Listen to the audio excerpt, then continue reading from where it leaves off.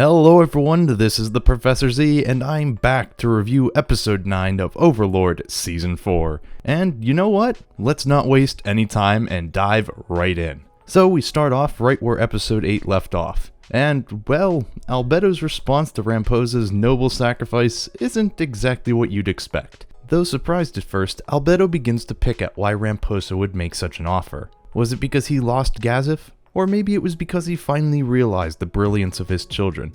Whatever the reason, this doesn't change the fact that the Sorcerer's Kingdom is declaring war, and they will deploy their forces in 1 month. Albedo also has a message from Ainz, but is interrupted by a noble blaming the Sorcerer's Kingdom for orchestrating everything. Now, you're not wrong, but I don't think it's a smart thing of you to do to interrupt Albedo. After that noble pisses his pants, Albedo conveys Ainz's message. I do not intend to cast any large spells this time. Let's enjoy ourselves. Well, that's ominous. Albedo then addresses the noble that had previously interrupted her, and states that the events that had transpired were beyond their expectations as well. So there is a bit missing here, so let's start with the line from Albedo that I'm personally sad was cut. If you wish to treat this incident as our nation's scheme, that is fine by me. History is written by the victors. All of your false accusations will soon be erased.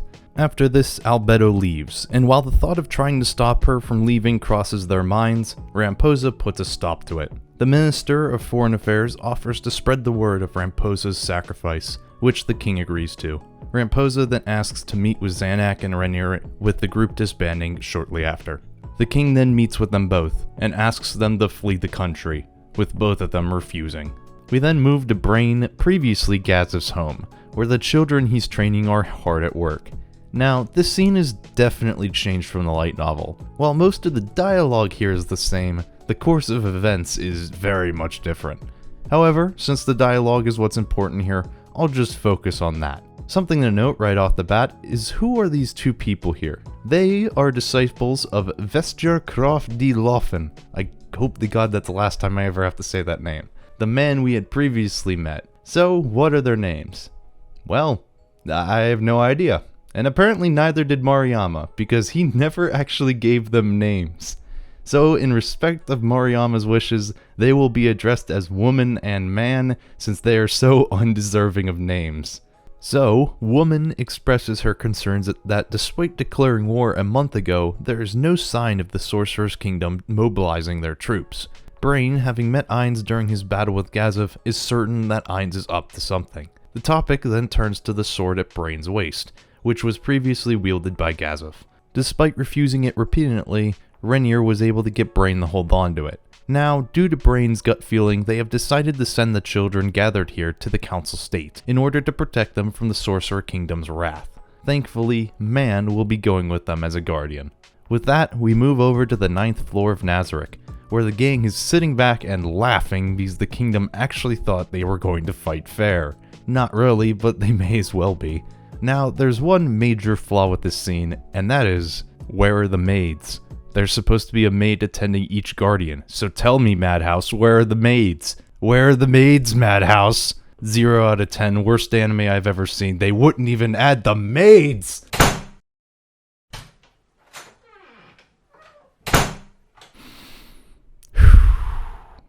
Deep breaths, Professor. We've got things to do. Ainz starts off this meeting by congratulating Demiurge for expertly keeping their invasion under wraps, followed by congratulating Albedo on her manipulation of the kingdom's nobles into joining their side. Ainz then turns to a map which indicates the cities they had already destroyed, cutting off any possible reinforcements by taking control of the border between the kingdom and the council state, slowly surrounding the kingdom's capital in the process. As Ainz discusses their plan of complete annihilation, he feels Pistonia's presence, which makes him stutter. More on that later. Turning his gaze to the Guardians, Ainz notes that while they have not faced any major setbacks in their invasion, this isn't exactly ideal. Just as Cocytus lost to the Lizardmen and grew from the experience, Ainz was hoping for something similar to happen during this invasion. With the Sorcerer's Kingdom's ever-growing territory, tasks will inevitably be passed down to other members of Nazarick, so by gathering experience now, they can pass it on to the other members for them to learn from in the future. A little section from the light novel here. After stating this to the Guardians, Ainz orders them to begin coming up with as many unique ways to invade cities as possible, complimenting Shaltir for being the most creative so far, after she used frost dragons to drop in soul eaters from the sky. Yes, Shaltir created paratroopers in a world of medieval fantasy. Now, it wasn't perfect since one of the 4 soul eaters dropped got stuck in a house, but it's a good start. And as Ainz says, all this is to prepare for a hypothetical battle with an equal or greater enemy. The group then begins to discuss the upcoming battle, and the surrounding battles which were all orchestrated by Ainz. However, it seems like the forces for this battle are a little lacking, and that there were escapees from previous sieges. Now, why is this? Now, there's a slight alteration to the order of events here. You see, Mariyama likes telling his story out of order to build suspense, similar to the Philip situation I mentioned in my previous review. It's the same here. In the light novel, the battle happens first, and then Ainz is flashed back to Pistonia and Negretto, but it is changed here. Now, it's not that big of a deal, I just feel like it was worth pointing out that they changed this. So, we flash back to an earlier point in time within the frozen prison on the 5th layer. Truth be told, Ainz does not want to meet with Pistonia and Negretto, because he knows exactly what they want to discuss, and that nothing good will come from it. You see, Pistonia and Negretto are amongst a scant few in Nazarick who genuinely like humans. To be specific, Pistonia favors children of all ages, while Negretto only likes infants 2 years or younger. Speaking of Negretto, let's talk a little bit more about her. Negretto was created as the older sister to Albedo by Tabula. She was designed as a nod to Tabula's love for the horror genre, and actually has a built-in system where she attacks anyone that enters her home without presenting a specific doll to her. This trigger is meant to be more of a jump scare than actual combat, since Negretto is built with a heavy emphasis on surveillance-based skills. Negretto initially debuted in Volume 3 of the light novel, but her section was cut from Season 1 of the anime. With this introduction out of the way, let's talk about the actual scene. You see, Pistonia and Negretto's love for humanity has led them to request Ainz to stop his massacre of the kingdom's people. The initial answer to this request being a resounding no. You see, in the history of the kingdom, the strongest people produced were adamantine adventurers, so leaving them alive in hopes of stronger people being born would be pointless.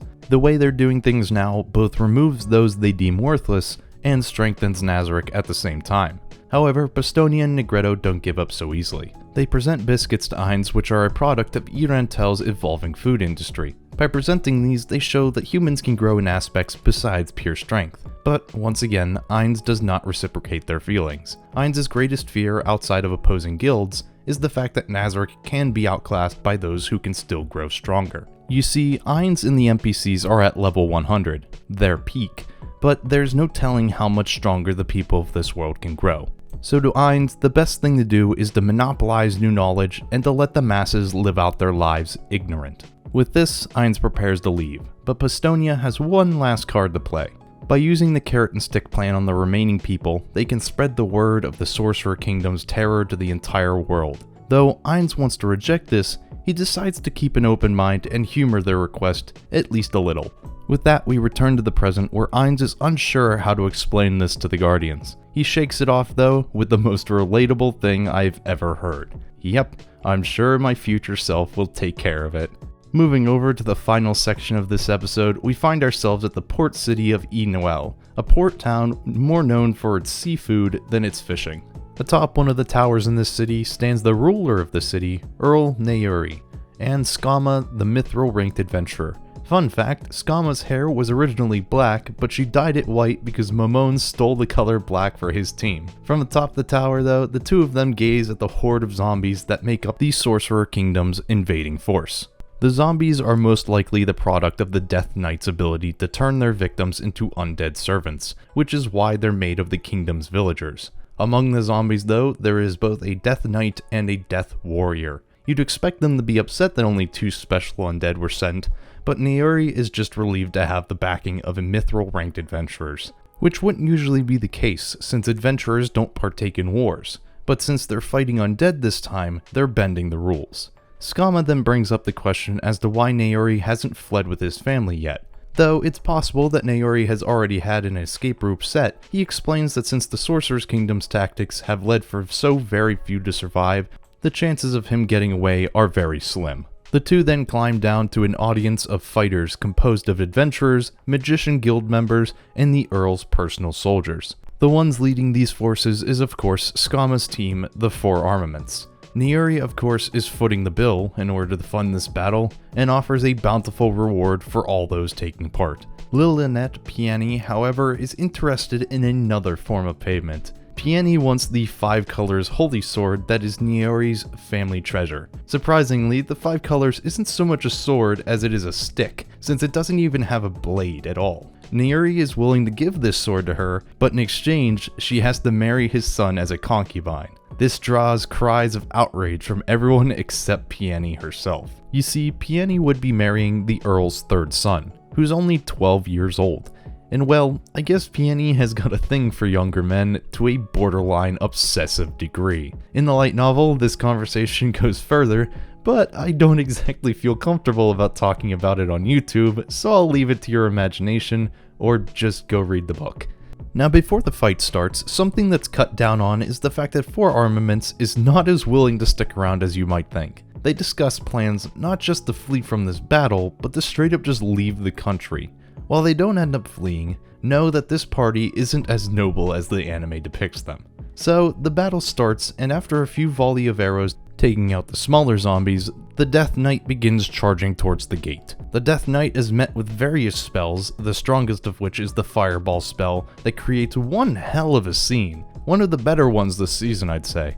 The Death Knight, despite all this, seems fine, but remember that undead don't really care about damage as long as they still have negative energy to feed off of. Piani then brings up the idea of fleeing, and while it's possible, the Death Knight warrior would complicate things, so Skama decides not to. The Death Knight then arrives at the gate and begins beating it down. Skama's companion is able to land a lightning spell, but afterwards decides to buff Skama instead for the upcoming fight. It wouldn't be long until the Death Knight would knock down the gate. This prompts Skama to activate her axe's ability, Doppel, which creates an ethereal copy of the axe. This copy can't be destroyed by normal means and can attack at the same speed and accuracy as the wielder. The only downside is the fact that it only does half damage. Skama is able to block the Death Knight's first attack by using Fortress, but is still forced to dodge the follow-up attack. This buys Skama's teammates time to cast some supportive spells, but it doesn't seem to do much. The fight here is trimmed down quite a bit from the light novel, but all that's lost is a bit of a back and forth with nothing super significant being cut. The Death Knight then finds itself stuck by some alchemic glue thrown by the team's thief, but that doesn't seem to stop it as the Death Knight just rips the stone that he's stuck to out of the floor. Things go from bad to worse as the Death Warrior arrives. Skama volunteers for her and the thief to buy time so the two magic casters can escape. And in the light novel, the thief is completely against this. But then a gunshot rings out. The Death Knight shudders, and then another brings it down. What did this? Well, a literal Gundam has appeared wielding a machine gun. Though the Death Warrior attempts to parry the onslaught of bullets, it too is brought down. Four Armaments then notices an adamantine plate around the mech's neck, and Piani points out that they're from Red Drop, before the mech pieces out. Back at Nazarick, everyone stares dumbfounded at this turn of events. Everyone except Ainz, who of course totally has everything under control. The episode then ends here. This was a pretty decent episode. The animation was pretty good overall despite the abundance of CGI. There was a lot of changes to the story's order of events and a fair amount of cut content as well. But for better or worse, that's what all the episodes this season have been like, so it's to be expected at this point. But what did you all think? Let me know down in the comments. Make sure you like and subscribe for more content going forward, and as always everyone, this has been the Professor Z, and I will see you all next time.